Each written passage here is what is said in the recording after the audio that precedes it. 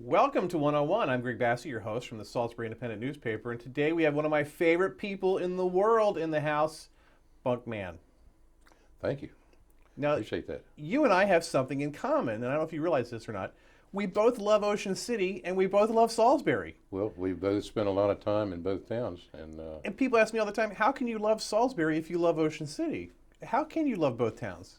Well, they're totally different towns. Yeah. They both have a lot to offer, and I'm proud to be associated with both. Now, you grew up in Salisbury. You were here for a lot. Grew up in Salisbury, graduated from Y-High. Right. Worked in Ocean City, every summer from high school through college. And it took me 5 years to get out of the University of Maryland, so I was down there for 8-9 years. Right. And, in the 60s, loved it. Great town to spend a summer in. Didn't make much money, but made a lot of friends. And your father was Dr. Mann, Dr. Hunter Mann, who everyone knew. Well, Dad, he was a doctor in Salisbury and had a heart attack, a surgeon, and he had to give up his surgical practice. So in 1969, he moved to Ocean City and went into general practice with Dr. Frank Townsend, right, who was part of the legendary Townsend family of doctors. Right.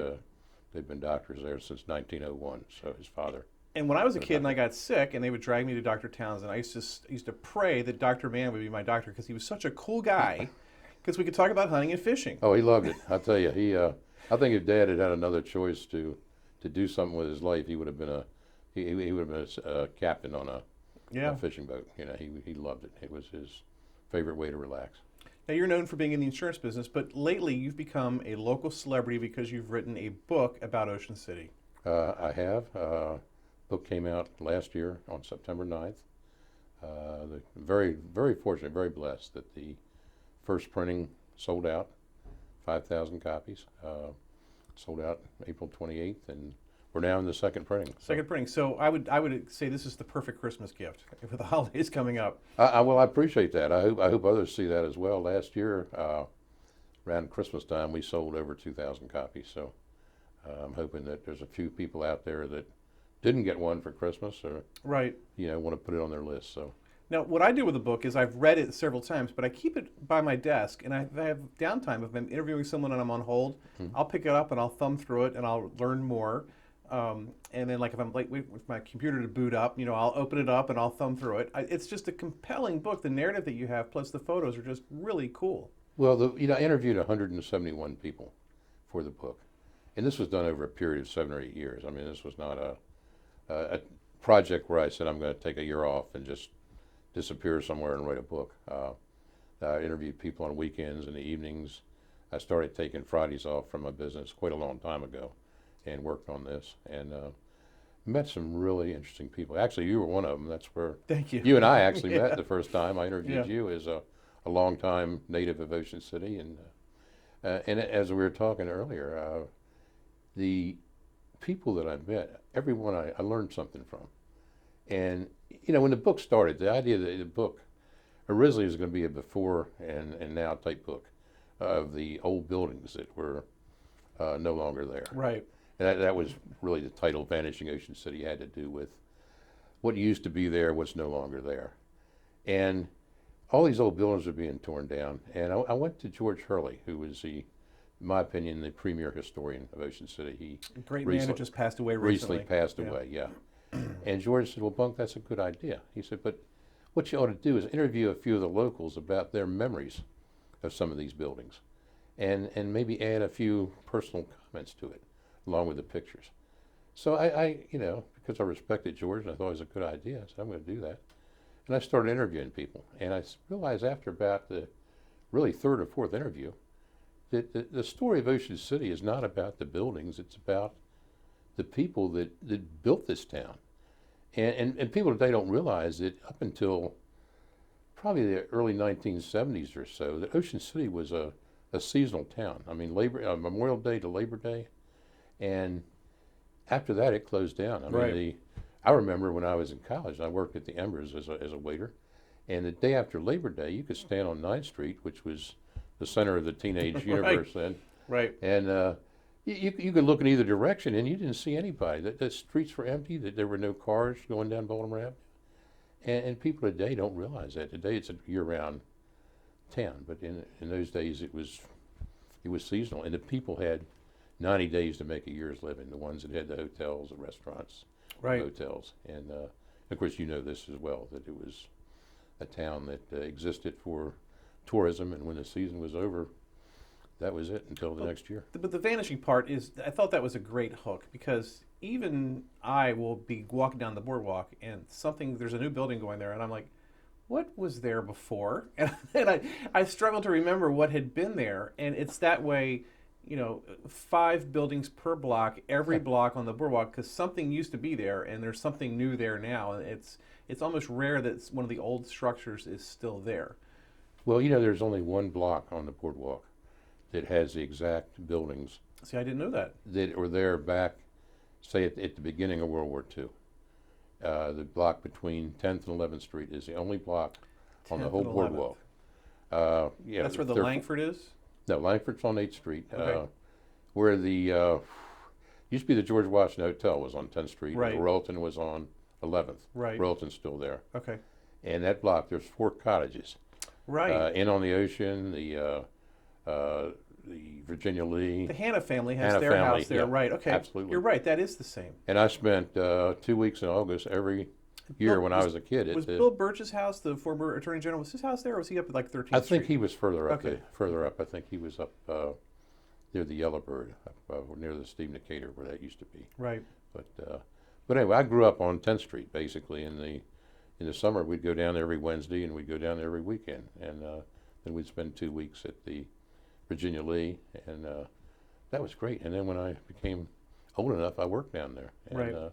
stayed at a place called the Skipmate on 12th in Baltimore. Right. Skipping. Yeah. Yeah, and that's a great memories of that. A lot of them I can't even talk about on TV, but Yeah. it was good. It was a good way to grow up. And it's funny, like, I remember being a kid growing up, riding in the car with my grandparents, and they were always, this used to be there, that used to be there, and I would be like, yeah, whatever. And that's what I'm doing with my kids now. I ride around, I'm like, the greatest hotel in the world, the George Washington Hotel, used to be there. The Roosevelt Hotel was there. Yeah. And they don't get it at all. Well, there's a section in the book that'll show it's a before and after, the thing that Right. we started at, and it's one of maybe 22 chapters now. But all the pictures of these old hotels are in there, and then next to it is a picture of what has replaced it. In other words, the Americana is there where the George Washington used to be. And most of the condos, a lot of places now. Right. But, you're right, what you mentioned. I do that all the time. I'll be riding down there and go, I do that in Salisbury now, because I live in Ocean Pines, Yeah. and my business is in Fruitland, but I'll come over to Salisbury. I'll be riding along. I go, wow, there's something new there. And they're Right. like, what used to be What there? used to be there? Yeah. It's the weirdest thing that you can't remember. And you feel so stupid because you probably Yeah. passed this thing 100 times or more, and you go, I can't remember what was there. And you're still so connected to it. I mean, Yeah. my connection still, my favorite hotel in Ocean City is still the Majestic at 7th Street. Yeah. Because my family built that as the Liberty Farms Hotel. Right, the Liberty Farms, right back in the 20s. Way, way back. And my grandfather used to talk about how they had the farm down in Ironshire, and they would cut wood all summer, and then they'd haul the wood to Ocean City, and then they would build the hotel during the winter. And they did it over 3 different winters. The family built the hotel by hand. And I remember being in there years ago, and in the little coffee shop that was downstairs in the basement, which is now like a gift store or something, the tables in there were made out of hollywood, holly trees from the Bassett Farm in Ironshire, because that was the wood that they had Right. available. Who builds a furniture out of holly? Yeah, Well, it just fascinates me. But that was the way a way for farmers to make money. Go to this pile of sand, build a hotel, and you'd had income. Well, the Majestic, they had a fire. Yeah, they Couple did years just ago. 2 years ago. Yeah, The Ocean City Fire Department did one heck of a job right. saving that hotel. And that's one of the few of the old boardwalk hotels that are still left. Right. You mentioned the Langford. Langford's still there. I'd have to really sit down and think about what is still there. The What's still Royalton, there? but I've heard the Royalton's going to be taken down in the next year or so. Right. Of course, the Atlantic, the king Atlantic, of all. yeah, but that's the second Atlantic. The Right. original Atlantic burned in 1925. Right. So the Atlantic is there, and I'm sure there's one or two others, but I'd really have to sit and think about it. That's interesting. I hadn't thought about really that they're all really gone. Yeah. The Plym's gone, the Plymhammond, the Hamilton, Belmont. the Colonial, the Belmont. The Belmont, that's, I'm glad you mentioned that. I took my mom down there she died last year at age 95. Right, she did. Wonderful lady. And she loved Ocean City, lived there for over 45 years. And we were down there and we watched them take the Belmont Hearn, down on Talbot Street, I believe it is, and taking that down. And or maybe Dorchester, it's one of those streets, I get them mixed up sometimes. And she was sitting there and she just looked at me, she says, I'm so sad. She said, all these old hotels, these beautiful old buildings, said, they're vanishing. Yeah. And it stuck in my mind. Right. Now, this was in November of 2004, and I didn't really start on the book until about 3 years later. Started taking pictures and doing all that. And it stuck in my mind, and when I started the book, I said, what a great title, Vanishing Ocean City. Right. And that's where it came from, was my mom watched them take the Belmont down. Epic fires down there, too. The Redoux, when I was a kid, the Hamilton, there were some arsons. Well, there were... The Roosevelt, did the Roosevelt burn? Roosevelt, yeah, you mentioned the My family Redoux. built the Roosevelt, where Tony's Pizza is. Okay, well, the fire started in the Roosevelt that took the Redoux down. Right.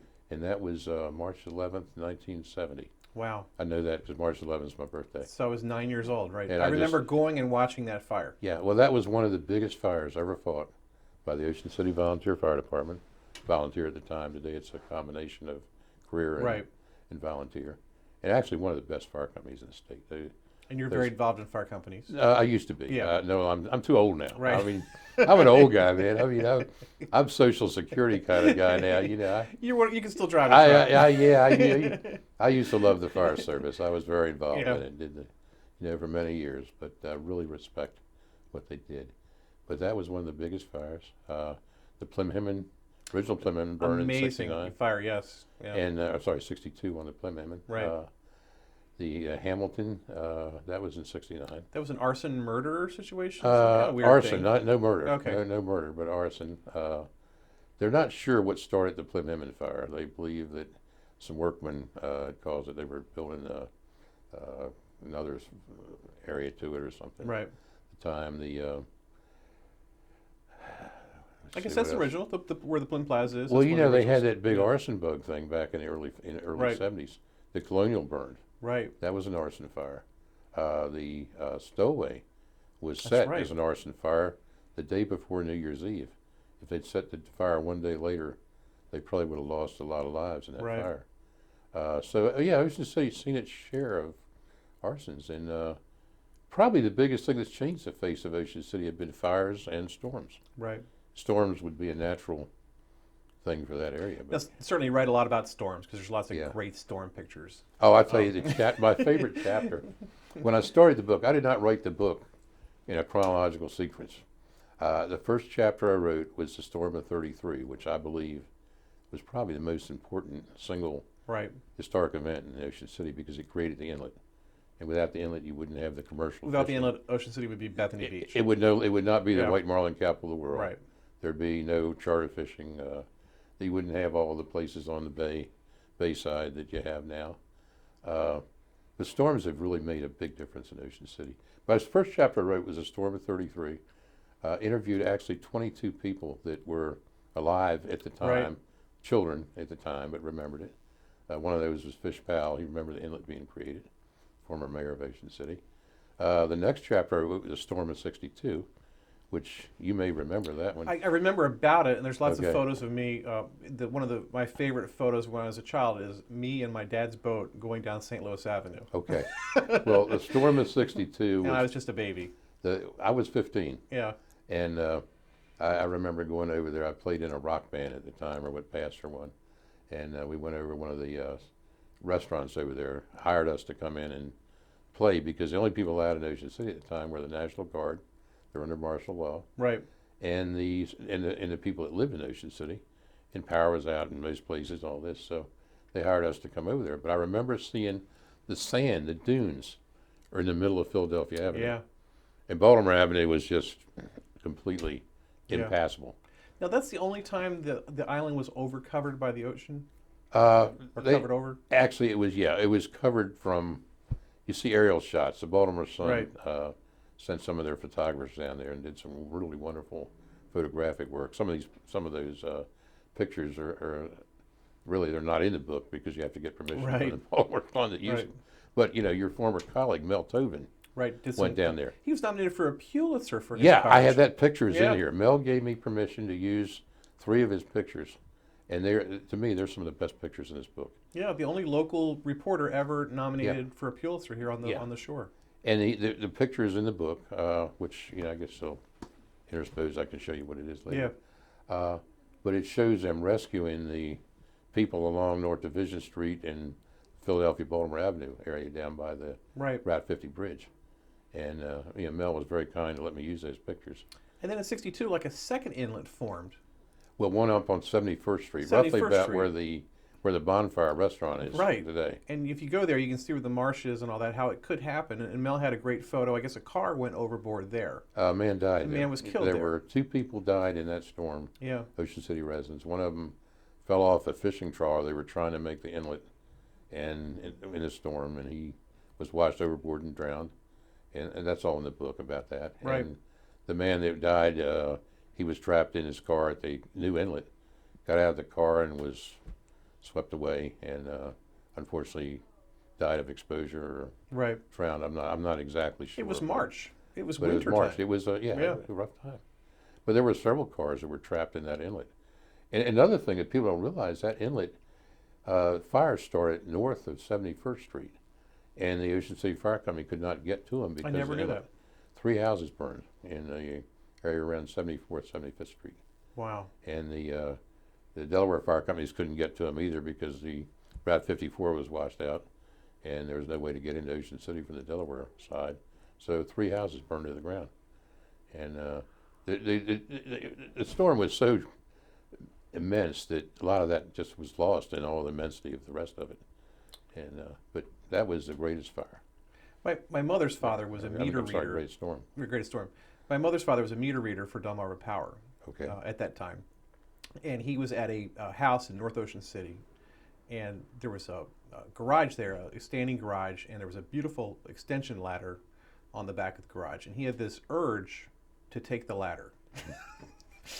And he felt so guilty, and he went home and he prayed, because how dare he think, but like a voice said, take that ladder, take that ladder. Yeah. And the next day was the March storm, and that house and garage and ladder washed out to sea. And then he always felt like an idiot for not taking the ladder. You wish you got it then. Well, that's So maybe God had that planned out.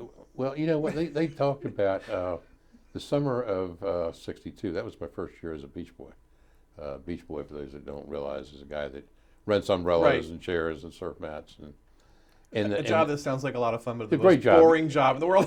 Oh, I loved it. You get to sit on the beach, work Oh. on your suntan, and Yeah. hopefully meet some girls and stuff. And Yeah. you work hard putting the umbrellas out, and you bring them in. The rest of the day, you kind of just lie around and watch the world go by. Right.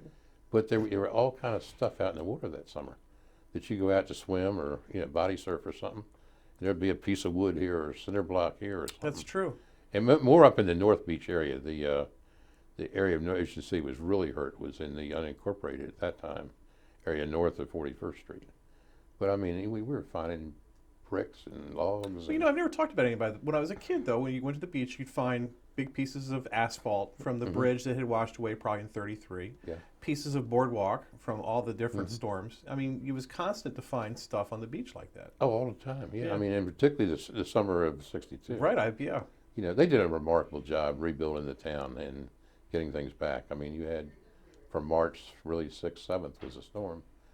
Memorial Day was only a couple months away, 2.5 Right. months away. There's no boardwalk. I mean, the boardwalk was washed out. I It was mean, all poles. all was rebuilt Yeah. by Memorial Day. And Now, Ocean City still, it's a town of 5,000 people. Mhm. And when we were kids, it was 2,000 or 3,000. You knew everyone. That Garrison Keillor line, when I grew up in Ocean City, if you called the wrong number, you knew whoever answered the phone. So it didn't matter. oh, yeah. But I actually remember when they had the operator, we'd dial up, we'd tell who we wanted to call, and they would connect us. I remember that stuff in Ocean City. So things were slow evolving in Ocean City. We took forever to get cable television, Right. and things like that. But there's still a small town there, and it's a very interesting population because they're so adept at seeing change because things change all the time, and they work their butts off for 4 months of the year, and then they kind of like lay back. Well, the thing I like about Ocean City, the people there, that they really look out for each other. Yeah. You find someone that has an illness, or somebody's been in an accident, and they really band together to help these people. 4 great churches downtown. I mean, it's just, I mean, the churches, the people in the hospitality industry, the bartenders. I mean, Right. just all walks of life down there. They get together and they look out for their own. And I mean, it's just, Yeah. I'm really proud to be associated with Ocean City. That's true. I thought that in the restaurant business, if we ran out of French fries, we'd go to Phillips and they would give us French fries. I don't know what the arrangement was, but you could always borrow food from other restaurants, even though they were in competition. Well, there's a chapter in here about the in the 50s, and the daughter of the people at the time that had the Sandpiper restaurant said that whenever, just what you mentioned, if they ran out of eggs or steak or butter, right. they'd go to the other restaurant and borrow it, and then they'd back and forth. And she makes a comment that he told Shirley Phillips at the time that you're never going to be successful in this business if you don't sell liquor. And she said he lived to eat his words on that. Right. Of course, Phillips being, Right. the iconic restaurant of Ocean City. But And yeah, never at the Crab House, but when they opened the North Store, they did eventually sell Yeah, I liquor. think, And but everybody this was like, yeah, no, this was back in the late Right. 50s. This was, I think that quote was taken from around 1957, Yeah, 58. but they sometime like resisted for a long time. Yeah. But I mean, I'll tell you what I really like about this book are the comments from the people. That's what makes it different from other books. It's not just a straight history. In fact, you added a lot to it. Your comments of growing up in Ocean City are in there. But all these people have just, and they tell you, there's some stuff that I couldn't put in there. And one lady told me a story about her father and some things that happened back in the 30s. And I said, I can't put that in there. She said, well, wait till I die and then you can put it in there. I said, well, so every time I see her now, I said, the only reason you're still alive is because I refuse to put that in the book. Right. And she laughs and goes on. She said, I'll be dead someday. Your next book, you can put it in that one. Now, you have a column in the Maryland Coast Dispatch, or I do. Whatever the paper's called, the Dispatch. Yeah. It's my favorite thing in the Dispatch. I go to that right away every week. And in my paper, in the Salisbury Independent, we have a history columnist, Linda Dyer, who writes about Salisbury history from time to time. And she's like you. She's writing a book about Salisbury. But I do a little Today in History thing where I go back and research the old Daily Times and pick out news stories. And it's one of those things, it's like a labor of love for me, but if I've got bigger news that week, I won't always get it in the paper. And if I don't, people call me. They're like, where's the history column? They want to read this little history column. What is it about history that people want to read? What's the connection? I think in my case, it's you remember your childhood, you remember, some good times. And I mean, not that everything in the 60s was good times, it wasn't, but you remember all the good stuff. No, I would argue because my grandmother worked at the Hess Apparel at 9th Street, and I used to hang out with the hippies there at the bathroom at 9th Street, and it was all good times in the 60s. Oh, really? You're probably smoking. You're probably smoking different cigarettes. No, I than was only like 9 or 10 years old, but those people were having good times. Yeah. That's. I was never a hippie. I kind of escaped that phase, and my sister was. So I became establishment guy in '69. That's the year I graduated from college, Right. and so I kind of missed that stage. But I cut you off. The 60s weren't always good times. But I loved the '60s. I mean, Yeah. I really did. That was a great time to be a kid, to be in Ocean City, and I have a lot of friends still from that era. That one of the best friends I have in my entire life is someone I met in Ocean City, and we've stayed in touch now for over 50 years, and we visit every year, and we always talk about the skip bait and about crab feast and parties up at 94th Street before all the condos are built Right. up there, and it's just as far as history. I mean, the column has been very successful in the Dispatch. I thank you for Love bringing it. that up. Yeah. I really owe Steve Green, the publisher, a lot for helping helping me with that. He because- gets it, and he's got a great archive there. Yeah. The Resorter covers, I just love seeing Yeah. when they run those again. Well, his stepfather was Dick Lohmeyer. right, who was one of my heroes. Yeah. And As hard as he was to get along with, loved it. yeah, he was a crusty old guy.